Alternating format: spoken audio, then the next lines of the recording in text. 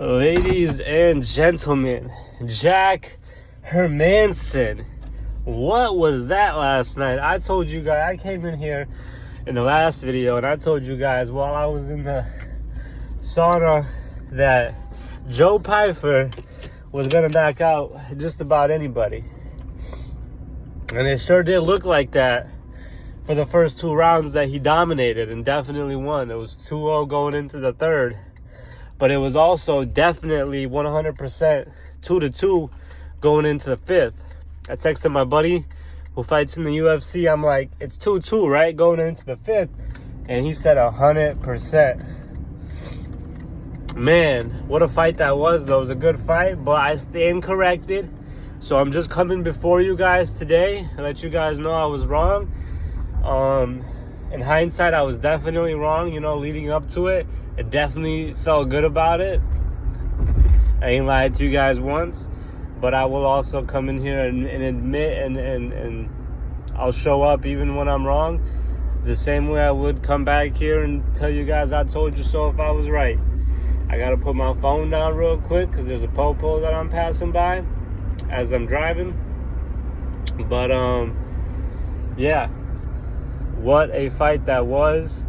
And I wonder what's gonna happen next with Joe Pyfer. I think he'll learn from it. I think he'll come back and keep trucking like he was supposed to. And then what about Jack? Jack proved he is a true veteran of the sport. He rallied through adversity after those first two rounds that he got completely destroyed by the youngin. And he came back and he showed why he is Jack, the Joker, Hermannsson. And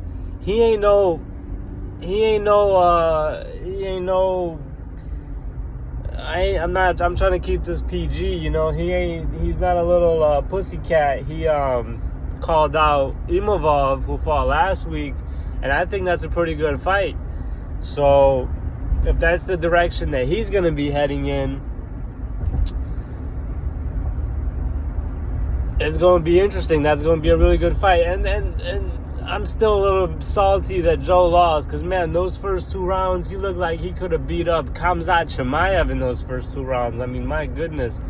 He comes out hot and heavy. But, yeah, that's my thoughts on that. The rest of the card was pretty good. I like Ihor, the duelist.